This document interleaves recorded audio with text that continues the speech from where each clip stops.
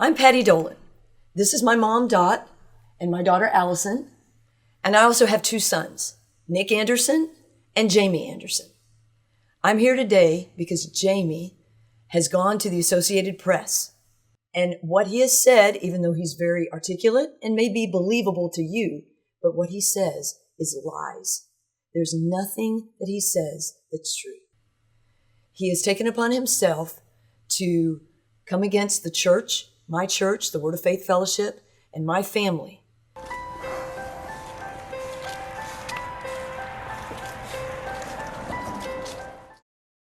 Let me make it really clear. I am Jamey's mother. I love Jamey. I have always loved Jamey. My whole family loved Jamey. We tried everything to help him. And time after time again, he just would not be helped. But that doesn't change the fact that I loved him. I still love him. I mean, it's very hard for a mother to watch what has happened to her son and how wrong influences have destroyed his life. I mean, that's very hard to watch. And I have prayed, I wanted restoration to come, but at every point he refused. I remember the night he left. I begged him to stay. I pleaded with him. I cried. I mean, there was nothing I could say that would change his mind.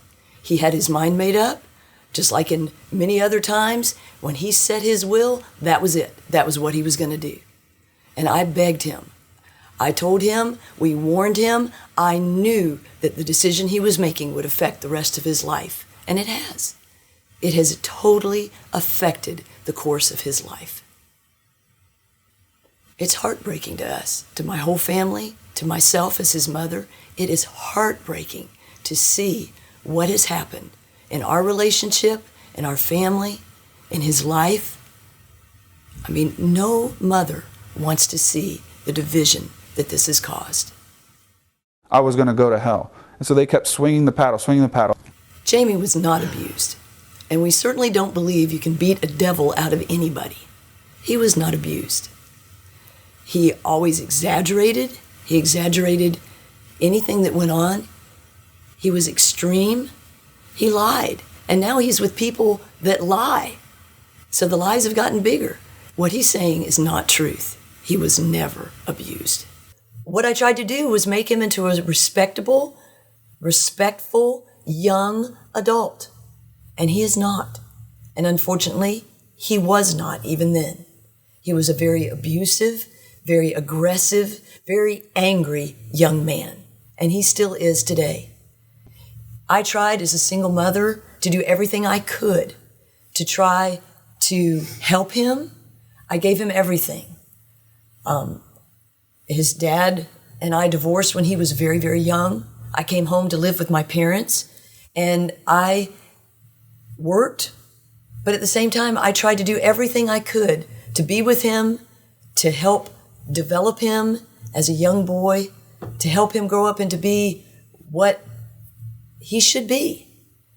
I'm married to a physician that was in Tryon for 50 years. He came there and taught, had his office there, and was very respected by all of his patients and the people in the town and the surrounding towns. The time came when Patti was married and out in Colorado, and it seemed like things were not going the way it should.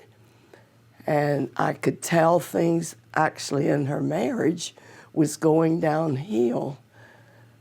And it got to the point where I had to go out there and bring her home with the two children because her husband was abusing her. He was abusing the children. And so I went out there and got her home, brought the children home. He did not fight it one bit. He didn't care. But it took its toll on Jamey, and I think he just did not understand what was going on. Jamey always had a problem with, you couldn't do enough for him.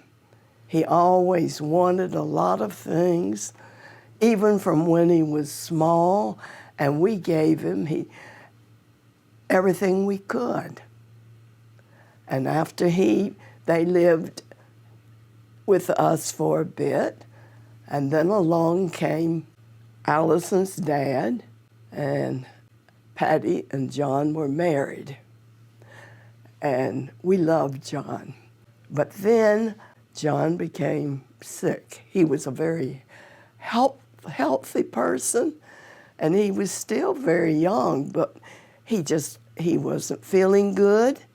We didn't quite know what was wrong, and so we had months of trying to learn, and we went with him everywhere. And finally, my husband made the diagnosis that he had a fatal, incurable disease. But sad to say, at about an end of a year, he died. And that left us in the household with the children.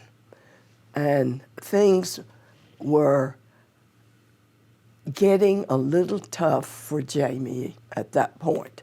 He had been happy when they were married, and he had said, I am getting a dad and a dog, because they had a dog that he liked. And shortly after they were married, moved in, unfortunately, the dog was old and he died. So here was one thing that really hit Jamey. And then when his dad got sick, I don't know at first if he realized how bad it was. But when he died, it affected him. And it wasn't long before we could see that Jamey was getting more and more troubled. He wasn't happy, and he was doing things, and he started to be rough with his mother and abusive, and my husband was not going to put up with that. He expected people to do what they should do, and when he tried to correct him and tell him he wasn't going to do that, Jamey didn't like it. And there were quite several times where he left home, ran out, and he would come back, but he was a tormented boy. He was unhappy. There was nothing that we could do. But my husband was not going to put up with his abuse of his mother. The reason that I'm here is to tell you about my mom, Patti. She has always been sweet, gentle, and kind.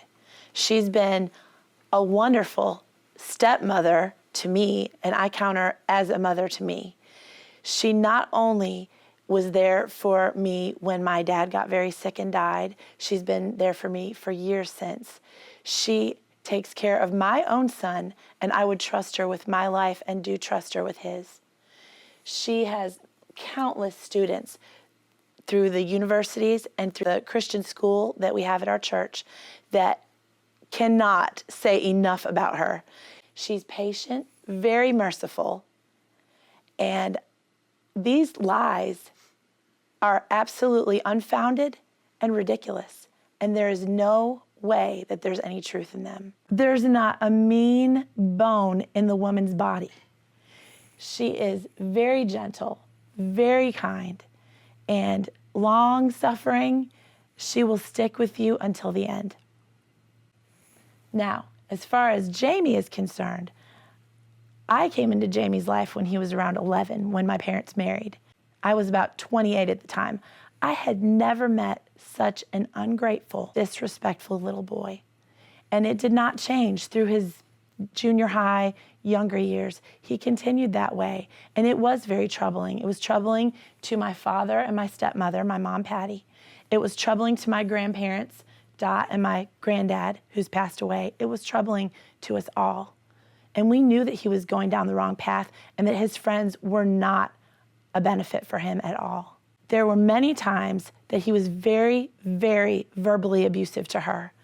He would shout and scream, call her names, And the one time that sticks in my memory very, very strong, when he was about 15 years old, he absolutely got very angry one night, and he shoved her across the hallway into the wall very hard. She's a very small woman, and I was not sure that she was going to be okay.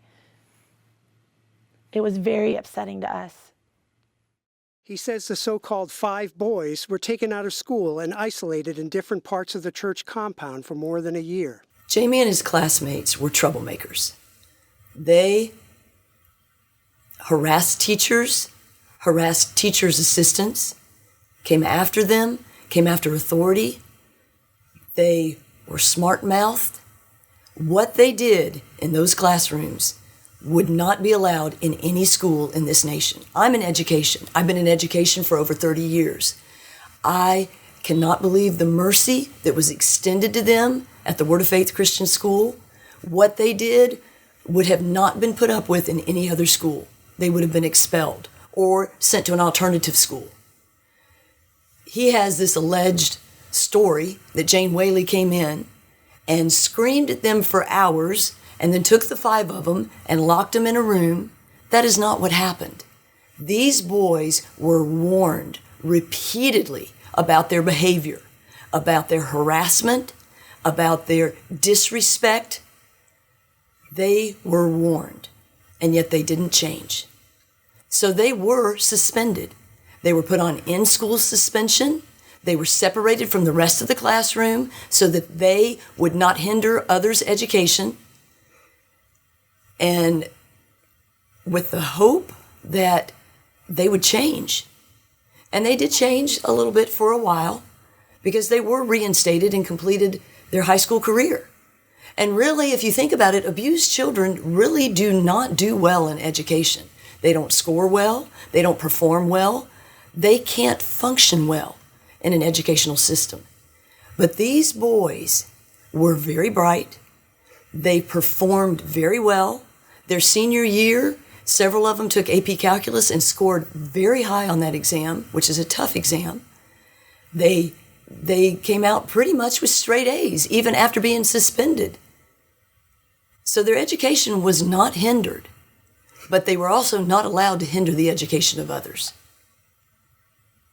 And I can remember at one point when he was young, like I said, he was a violent boy. He was very troubled at times. He was very aggressive. Even as a child, he'd bite me. I'd have big bite marks on my arm, broke the skin. He was just very tormented. And even as he got older, I can remember a time when he grabbed a knife and came after me with a knife. And that really upset Nick. Nick still remembers it. I mean, there were many situations that he was very abusive, especially verbally abusive, and it really started getting out of hand. And this is when my husband, Pat, came in and said, it's not going to be. We're not standing for this. You're not abusing your mother. And this is the end of it. And he told him if he could not live to the standards of what he was requiring, then he was not welcome. Now, if he wanted to change, he was welcome there. But Jamey didn't want to change. He wanted to go his way and do his own thing, and he did. There's a lot of cars over at your grandfather's place. I knew that it was my last chance. Nobody answered, but Jane texted me. And at one point I just said, can you please at least tell him that I love him? And she said it wouldn't matter if I told him that or not. Jamey did send a text to Jane.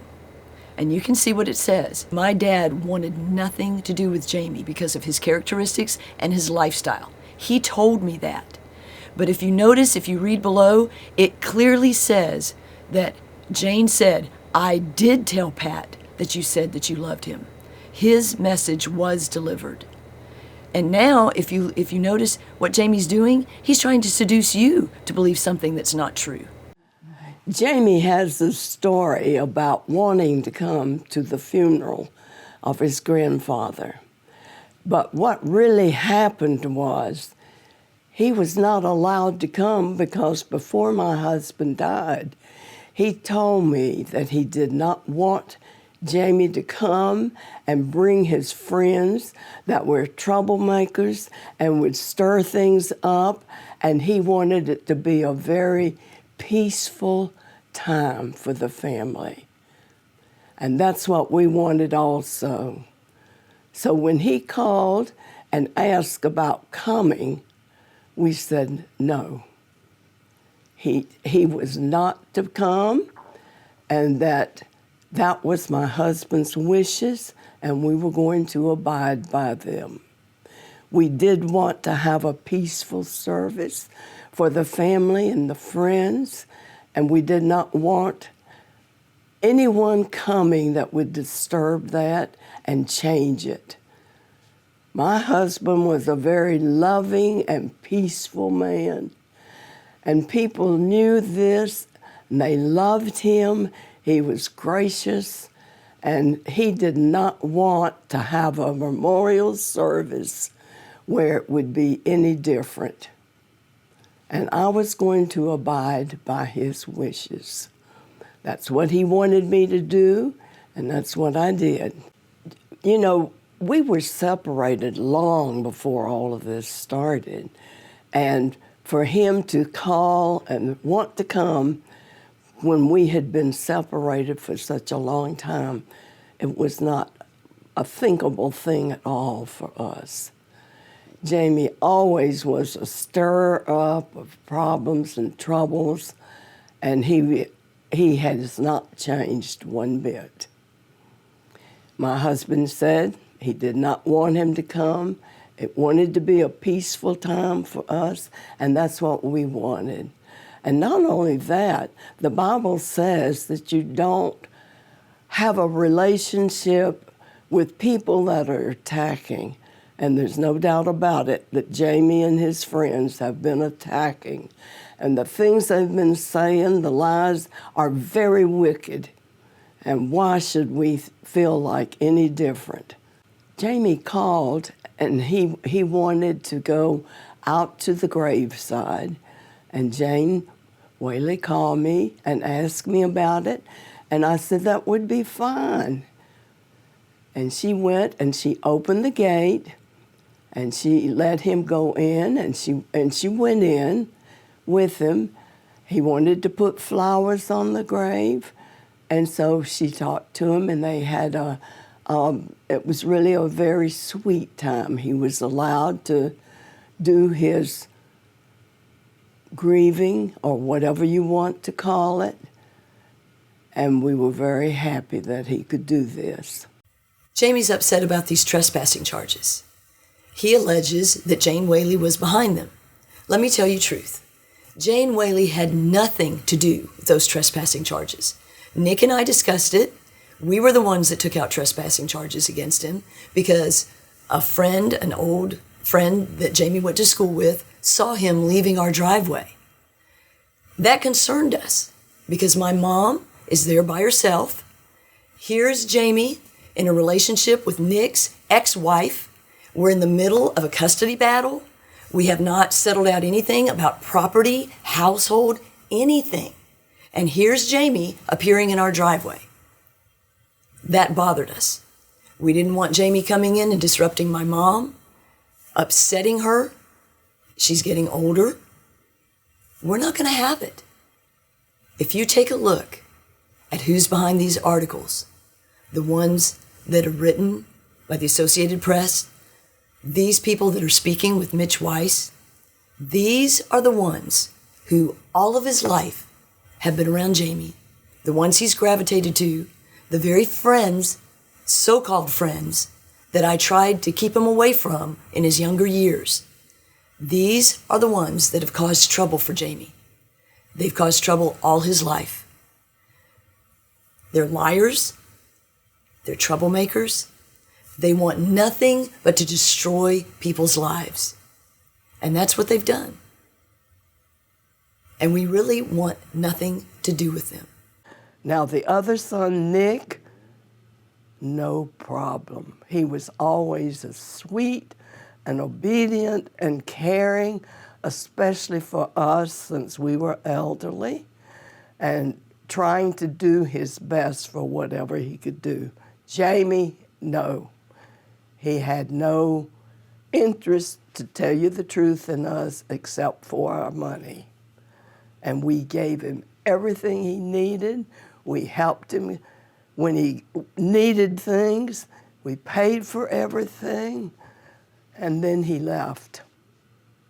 And when he left, my husband said, that's it.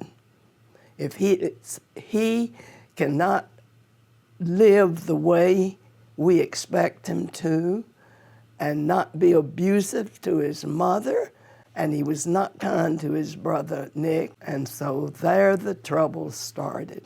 He left home, and from there he got into the wrong crowd, and that was kind of it.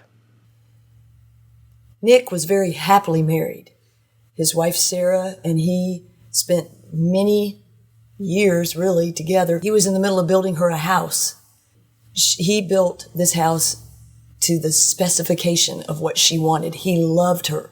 He did everything he could for her. And they had a child who at the time was about a year old. Sarah was brought up in her younger years under the influence of a very abusive mother. And that's one of my concerns, because that same mother is who Sarah lives with now. And when Sarah was young in high school, I was her teacher and I was her friend. And she countless times told me stories of what happened in her house and how she had to raise her younger sister and brothers because her mother was so abusive and so wild, was never home, went from boyfriend after boyfriend. It was not a good family environment whatsoever. And I heard these stories, and I knew that this upbringing had really affected Sarah, even if she didn't realize it. The effects of that lifestyle were on her. When she was married to Nick, Nick did everything he could to make her happy.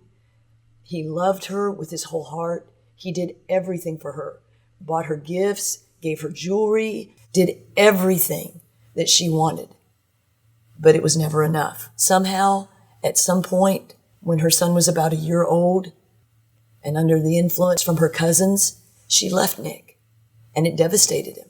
And they've been in a custody battle ever since. Anderson worries that speaking out is dangerous, but he thinks about his little nephew. That's Jamey's motive. He's in the middle of this with Sarah.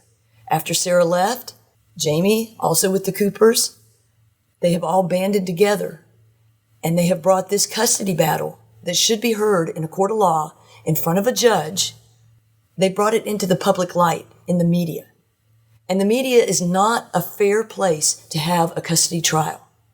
And they are fabricating things and trying to win you over with their stories, their lies of how things are. We're more than ready to go to trial. We're more than ready to go to court. We want to go to court. We want this custody battle to be heard. But we want it heard in a court of law in front of an unbiased judge who can hear both sides of the story and make a decision for what's best for this young child's life. He loves to be with us. He loves his father. He loves to be with our family. He loves to come to our house. We love to have him. We would love to have him forever. And I know in the laws of this land, it needs to go to court. It needs to go before a judge on trial for decisions to be made, but not in front of the media. This is not right. And I'd ask you, Jamey has been gone from our house for over 10 years.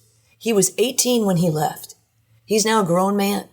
Why has he waited for 10 years to bring allegations that I'm an abusive parent? I've been out for a very long time, and yet here I am. It's because this is the time when his stories can make an impact on his nephew's life. This is the time when he can help his ex-sister-in-law with her side to come against a young, innocent child's life. So this is why he's coming forth now. This is why you hear him telling his story. Not because of anything that really happened, but because he's trying to sway the audience, to sway the people so that they can get what they want, which is a young, innocent child. And now he's coming to you with a story, with a lie. It's not truth. My grandson is not screamed at.